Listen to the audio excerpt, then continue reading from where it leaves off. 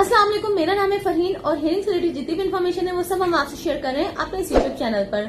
और आज हम एक बहुत ही अहम मसले पर बात करेंगे कि जैसे हम पहाड़ी मकामात पर जाते हैं, हाई एल्टीट्यूड पर जाते हैं, फ्लाइट लेते हैं या फिर नजला जुकाम होता है तो उससे क्या होता है कि हमारा कान बंद हो जाता है। तो कान जब बंद होता है तो हमें ऐसा फील होता है जैसे फुलनेस ही कान में फील होती है, बंद बंद लगता है कान और पेन स्टार्ट हो जाता है समटाइम। और कभी कभी वो पेन इतनी शिद्दत इख्तियार कर जाता है कि नाकाबिले बर्दाश्त हो जाता है।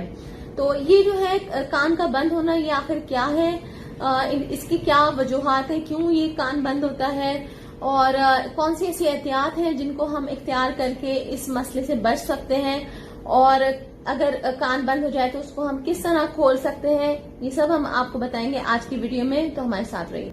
हमारे हलक हमारे गले को हमारे मिडिल एयर से एक होलो ट्यूब कनेक्ट करती है, उसे यूस्टेशन ट्यूब कहते हैं। स्टेशन ट्यूब का काम जो है वो हमारे जो मिडिल एयर होता है उसके अंदर एयर प्रेशर को रेगुलेट करना है।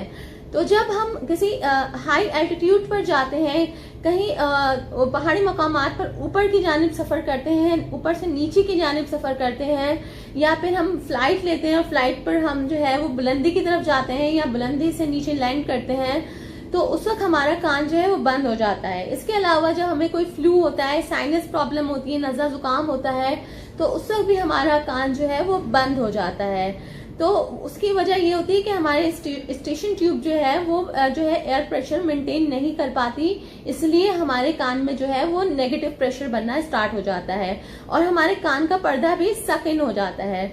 उसकी वजह से हमें अपना कान जो है वो बंद बंद फील होने लगता है। उस नेगेटिव प्रेशर की वजह से हमें हमारा कान जो है वो बंद बंद फील होने लगता है। समटाइम नेगेटिव प्रेशर इतना बढ़ जाता है कि बहुत ज्यादा, मतलब पर्दा जब वो सक इन होता है तो उसकी वजह से पेन स्टार्ट हो जाता है।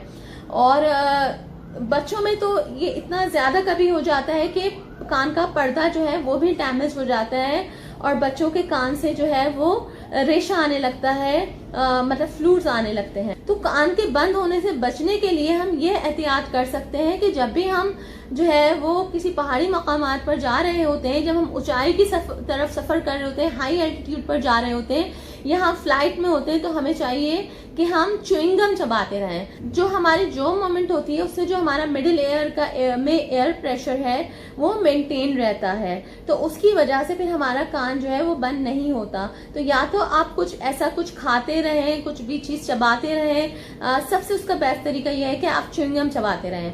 अगर हाई एल्टीट्यूड पर जाने या नज़ला जुकाम की वजह से आपका कान बंद हो जाता है तो आप वेल्सेल्वा मैन्योवर की जरिए खोल सकते हैं। वेल्सेल्वा मैन्योवर जो है वो एक तरह का इस तरह का अमल है कि आप अपनी नाक जो है यहाँ से बंद करते हैं, अपना मुंह बंद करते हैं, नाक बंद करते हैं और जो आपके मतलब जो सांस लेते हैं वो इस तरह प्रेशर जो है वो पीछे कान की तरफ करते हैं। तो उससे जो क्या होता है कि आपकी जो स्टेशन ट्यूब है उससे आपका जो वो एयर है, जब यहाँ से आपकी नाक या आपके मुंह से जब उसको रास्ता नहीं मिलता निकलने का तो आपके स्टेशन ट्यूब से निकलती है।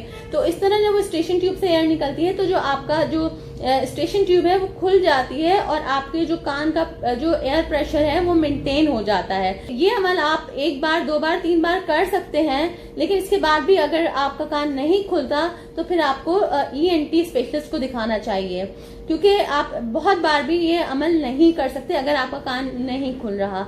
लेकिन मोस्टली इस तरह करने से कान खुल जाता है अगर वो बहुत ज्यादा कोई शिद्दत इख्तियार ना कर चुका हो।